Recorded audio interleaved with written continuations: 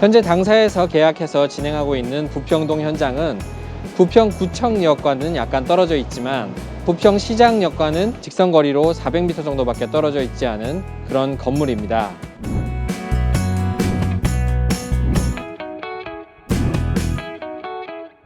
현장에 대해서 설명을 드리자면 이 지역은 일반 상업지구로 지정이 되어 있어서 용적률상으로는 800%까지 건축을 할 수 있는 지역이지만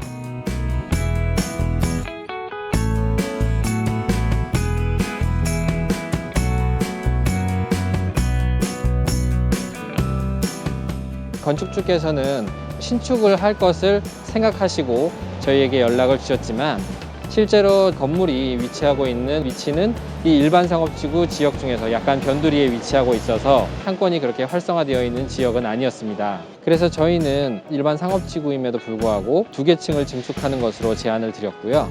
다만 이제 저희가 걱정했던 부분은 2개 층 증축이 될 경우에 연면적이 98평이 늘어나게 되면서 주차장이 2대가 추가적으로 필요했다는 부분이 약간은 우려됐던 부분이었습니다. 하지만 확인해 본 결과 건물 우측편에 약간의 유유 공간이 남아 있어서 이 공간을 이용해서 주차장을 2대를 설치를 할 수 있다고 판단을 했고요. 그래서 2개 층 증축을 진행하면서 건물 오른편에 주차장을 2대 설치하는 것으로 제안을 드렸습니다. 그럼 내부로 한번 들어가 보실까요?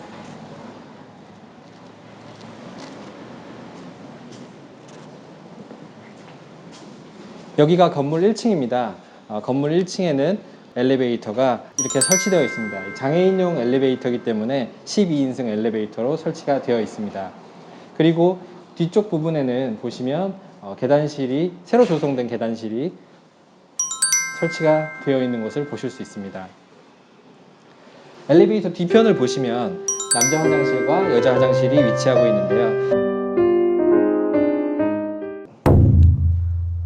여기는 건물 4층입니다.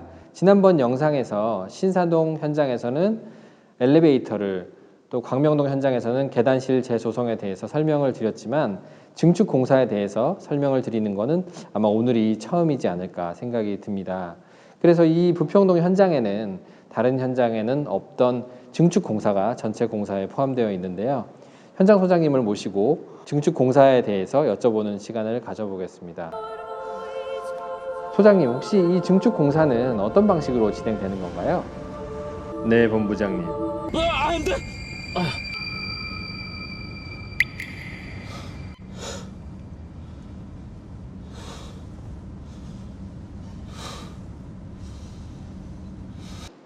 이 현장의 증축 공사는 H빔을 통해서 진행되었는데 이 H빔은 기존 층의 기둥에 맞춰서 H빔을 세우고 또 벽을 세우고 창호를 조성하는 방식으로 진행이 되었습니다.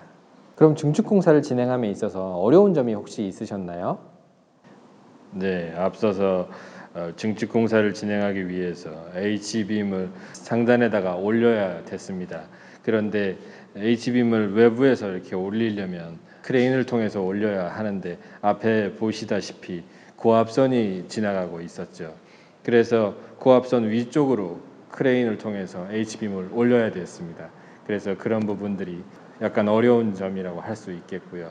또 이 현장의 기존 기둥이 300mm밖에 되지 않아서 그 부분 가지고는 증축 공사를 진행하기에는 건물이 좀 부족한 부분이 있었습니다. 그래서 그런 부분들을 절판 보강을 이용을 해서 기존 기둥을 더 강하게 보강을 하면서 증축 공사를 진행한 부분도 특이한 점 중에 하나라고 할 수 있겠습니다.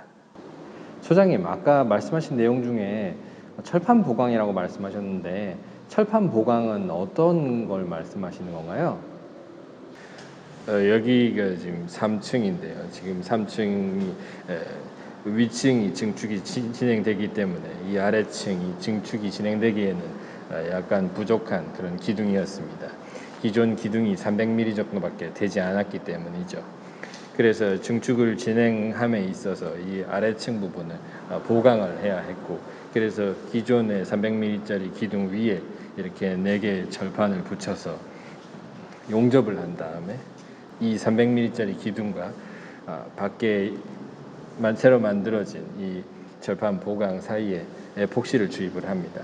그래서 그 기존 기둥과 이 철판으로 보강된 부분이 공간이 전혀 없도록 에폭시를 주입을 해서 기존 기둥보다 훨씬 더 강하게 이 기둥을 만드는 거죠.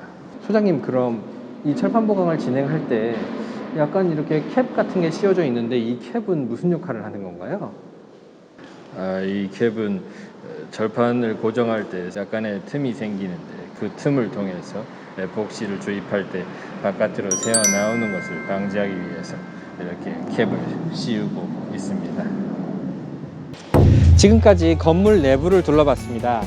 그래서 이 건물은 현재 2층, 3층은 계약이 완료됐고요. 다른 층도 계약을 위한 협의가 진행 중에 있습니다.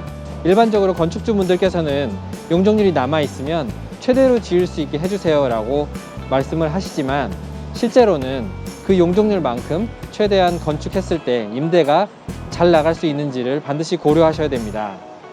만약 건물을 최대한 신축하거나 최대한 증축했을 경우에 임대가 잘 나가지 않는다면 그것은 공사비만 상당히 많이 부담하고 실제적인 이득은 별로 되지 않는 그런 바람직하지 않은 케이스가 될 수도 있습니다. 그래서 반드시 이런 부분을 고려해서 설계를 진행해야 합니다. 그런 면에서 이 건물 건축 측에서는 상당히 현명한 판단을 하신 거죠. 오늘 영상 어떻게 보셨나요? 지을 수 있는 데까지 최대한 지을 수 있게 해주세요 라는 말이 상당히 무색해지는 그런 경우가 아닐까 생각이 됩니다. 오늘 영상이 도움이 되셨다면 구독과 좋아요 부탁드리고요. 오늘 영상은 여기서 마치겠습니다. 끝까지 시청해주셔서 감사합니다. 리모델링 전문 경동 하우징